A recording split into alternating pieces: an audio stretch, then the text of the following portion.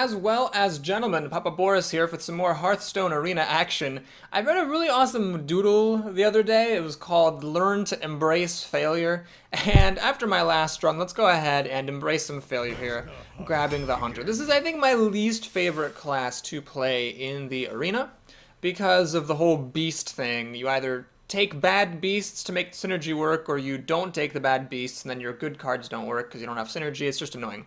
Anyway, here as a rare, we'll take the Savannah Highmane. This thing kind of underperforms a lot of the time, but it's still a beast. It's a good one. It's a good 6-drop. Abomination, definitely a quality card, but we'll take the Highmane here.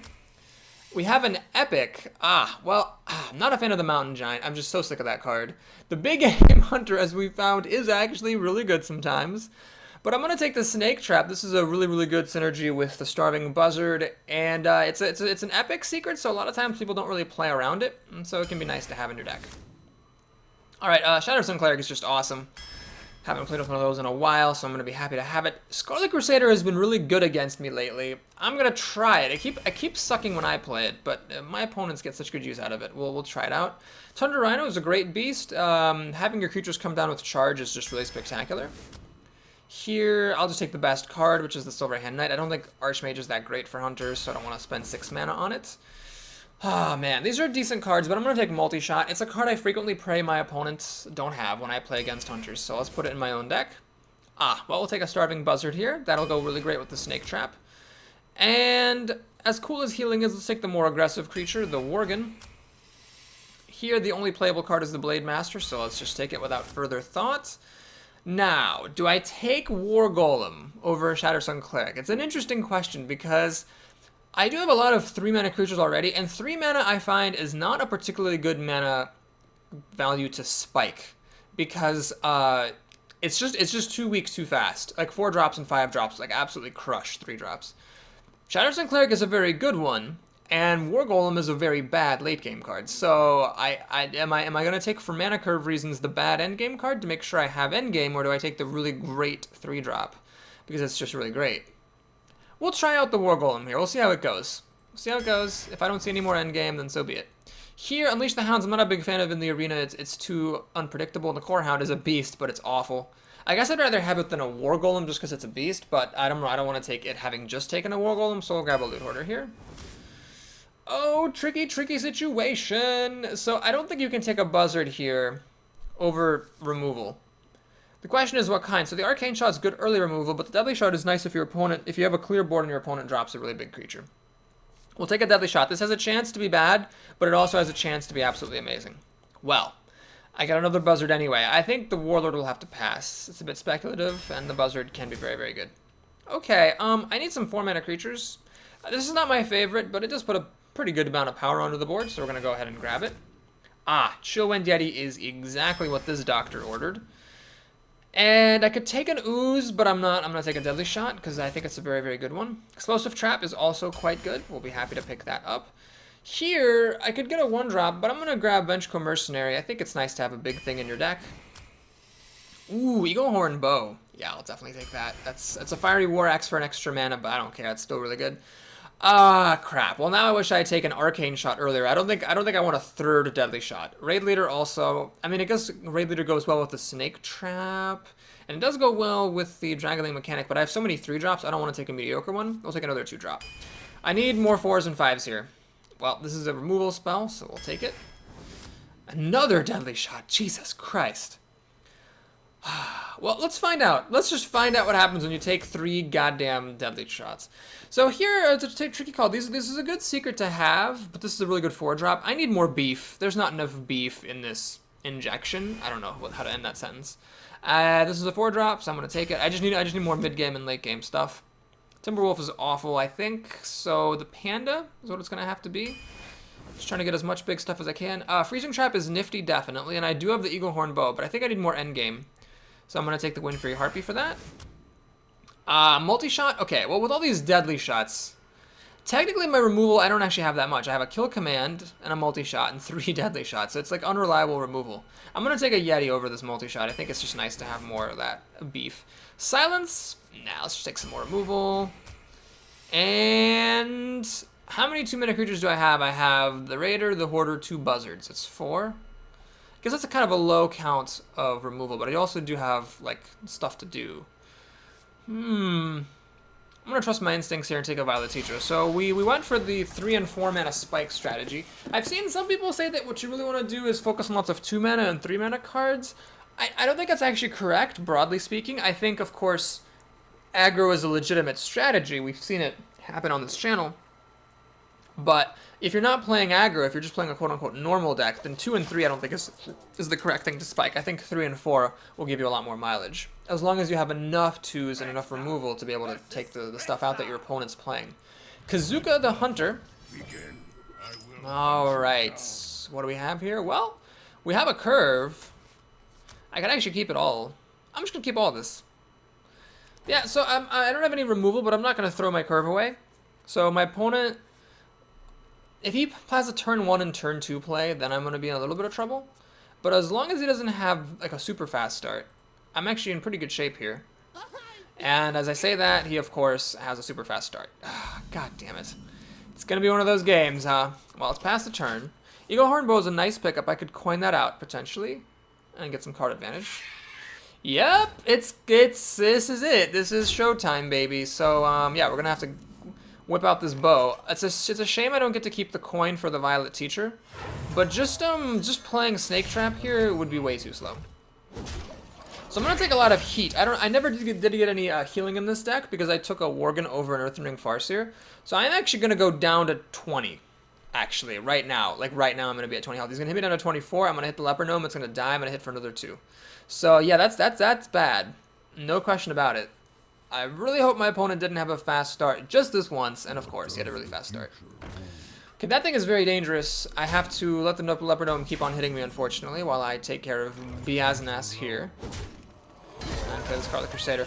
I could have played Snake Trap to try to fake my opponent out, but I'm not going to do that. That's just way too risky. Chances are he'd go for it anyway, and then I'd be screwed. This is an aggro deck, make no mistake. This is either a deck that hit an amazing draw, or someone who drafted pure aggro. Buzzard number 2 comes down, and a secret. Oh my god, if that is Freezing Trap. Seems not to be Freezing Trap. If it's Freezing Trap, he would have left the Scarlet Crusader alone. So the question is it actually a Snake Trap? I can't afford to take chances around it. We just need to attack.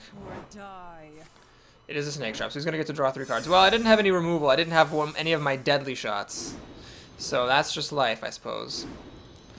My only out at this point would be Explosive Trap. So I am not the only person, it seems, who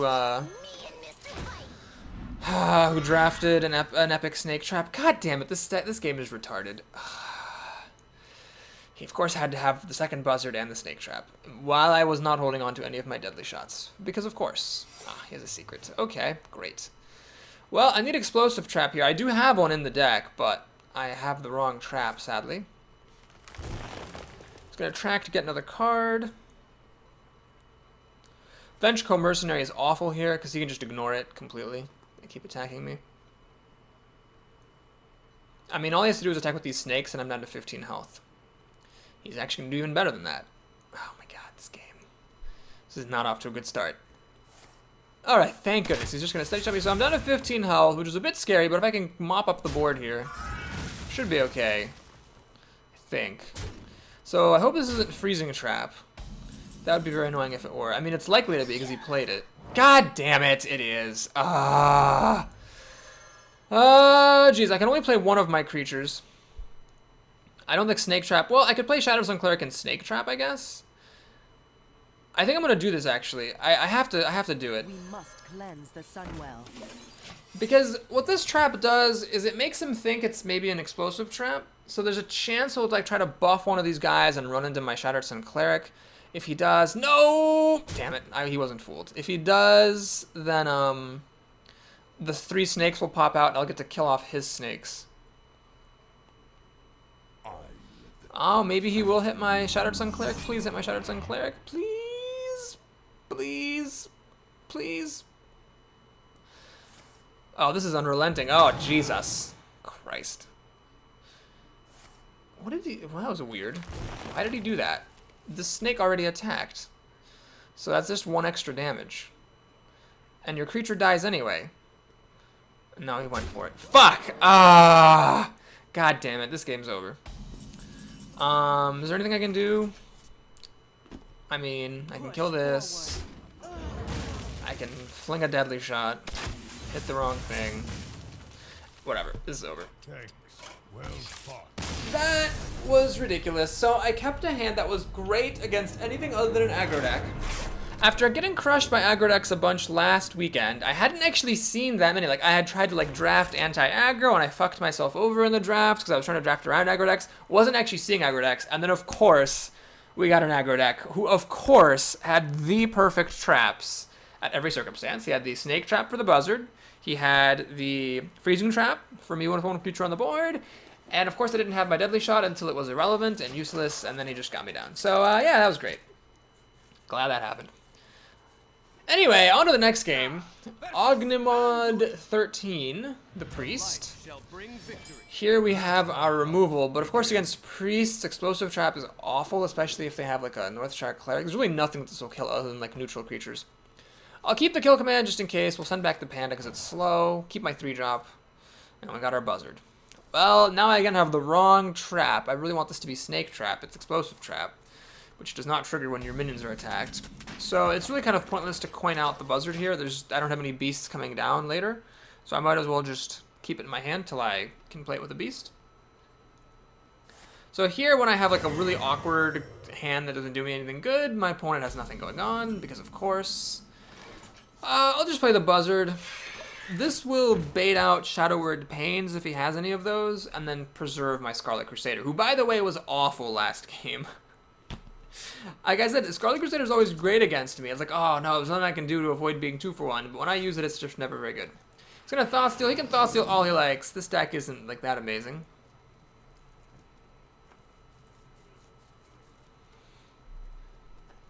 And that's that. So my curve sort of started at 2. He didn't have Shadow Word Pain, or I'm pretty sure any priest would have Shadow Word Pain to Buzzard. So no Shadow Word Pain is here. I've got 2, 3, 4, 5, and I still get to keep the coin. Well, this looks good.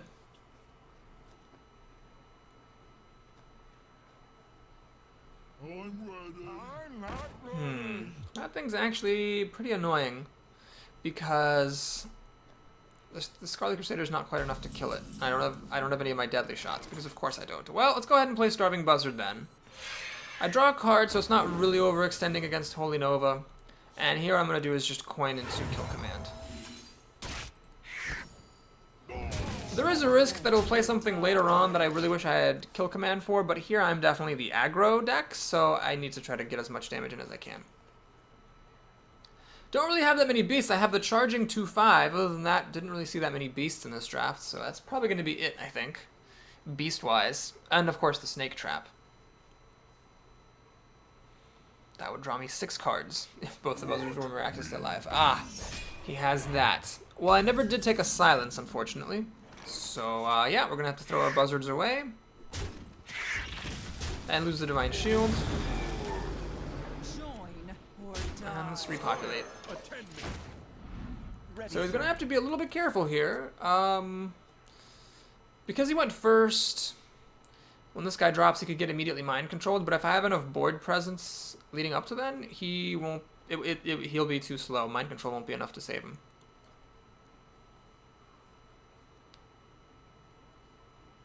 Holy Nova is actually good. It would kill 2 of my cards. It would heal him for 2, so I could hit him down to 16 in my turn. That still is pretty high, 16. That is actually kind of irrelevant. And he has a deadly shot that he stole. And of course it is my best creature, because of course it does. Alright, well, let's take this out so it can't get any better. Swing. And let's just put as much crap on the board as we can. I'm not going to hold on to this waiting for the Eagle Horn Bow. I'm just going to go ahead and play it. So this is a lot of dinky stuff, but it is a total of 9 damage.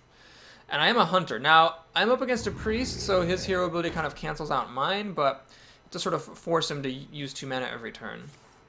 Alright, he's going to make a 2/14. It's possible if he has another one of those, that he will win.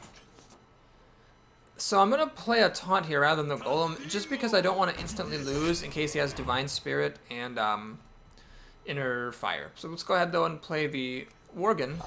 The nice thing about the Worgen is that if my opponent does drop a Holy Nova, then this will get enraged. And so he's going to have a problem. So if he has the combo of Divine Spirit and Inner Fire, there's a Taunter in the way, so he can't kill me unless he also has a Shadow Word Pain, which is possible. He has enough mana to Divine Spirit, Inner Fire, and Shadow Word Pain. Those 3 cards would actually win him the game. I'm on the spot. But as long as he doesn't have those particular 3 cards, I should probably win. We must cleanse the sun. Humble Shattered Sun Cleric drops down.